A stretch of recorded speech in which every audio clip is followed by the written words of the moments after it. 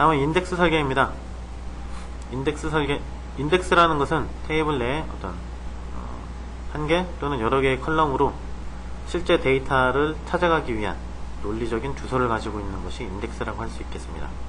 인덱스를 만드는 목적은 빠른 검색과 데이터 유일성 보장을 위해서 사용을 하게 됩니다.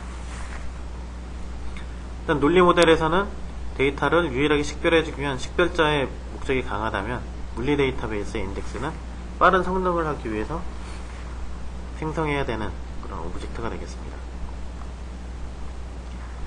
인덱스의 종류 중에 덴스 인덱스와 스파스 인덱스라는 것이 있습니다. 스파스 인덱스는 희소 인덱스라고 이야기를 합니다.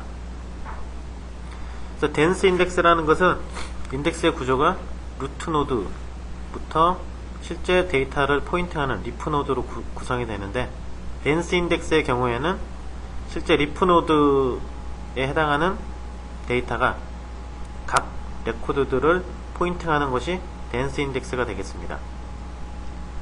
또한 스파스 인덱스라는 것은 리프 노드가 해당하는 레코드를 포인팅하는 것이 아니고 해당하는 레코드가 포함되어 있는 블럭이나 페이지를 포인팅하는 것이 스파스 인덱스가 되겠습니다. 스파스 인덱스의 경우에는 해당하는 레코드가 굉장히 많을 경우에 리프 노드의 사이즈가 커지기 때문에 리프 노드의 단순화를 위해서 사용이 되고 있습니다. 보통 일반적인 상용 DBMS에서는 덴스 인덱스를 사용하게 됩니다. 다음은 실제 프로젝트에서 인덱스를 설계하는 절차입니다.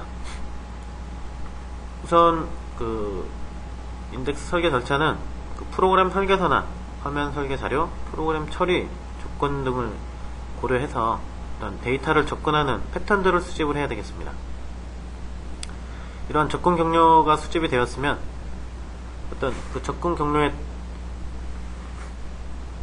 접근하는 테이블들에 대한 어떤 분포도를 조사를 해야 되겠습니다. 분포도라는 것은 테이블 전체 로우수 중에서 어떤 데이터별 평균 로우수를 분포도라고 이야기를 합니다. 그래서 전체 레코드가 100건이 있는데 해당하는 그 데이터는 3건만 있다 이랬을 경우에는 3%의 분포도가 되겠죠. 그래서 분포도가 10에서 15% 정도이면 인덱스 컬럼 후보로 사용이 되겠습니다. 가장 좋은 것은 분포도가 100%, 그러니까 모든 레코드를 유일하게 식별할 경우에는 분포도가 100%가 나오겠죠. 그런 인덱스가 가장 효율이 좋은 인덱스가 되겠습니다. 다음은 다양한 접근 경로 중에서 어떤 특정한 인덱스를 선택을 해야 되겠습니다. 가장 효과가 좋은 인덱스를 결정을 하고, 다음 접근 경로가 설정이 되었으면 그 접근 경로에 해당하는 인덱스가 여러 개일 경우에는 컬럼 조합의 순서를 결정을 해야 되겠습니다. 또한 설계된 인덱스가 제대로 작동을 하는지 쿼리를 익스플레인을 해서 억세스 패스를 점검하는 적용 시험 단계가 있습니다.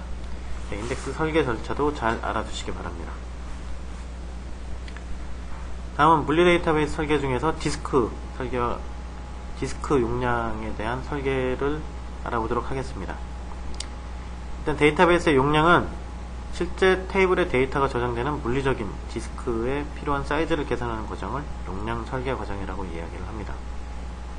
일단 용량 설계 절차는 어떤 기초 데이터를 수집을 하고, 수집된 기초 데이터를 기반으로 해서 각각의 테이블 크기를 계산하며, 그다음 테이블 크기를 기반으로 테이블 스페이스에 대한 용량을 선정을 하고, 테이블 스페이스 용량에 어떤 여유분과 어떤 향후 데이터 증가량을 고려한 전체 디스크 용량을 선정하는 단계로 선정을 하게 됩니다.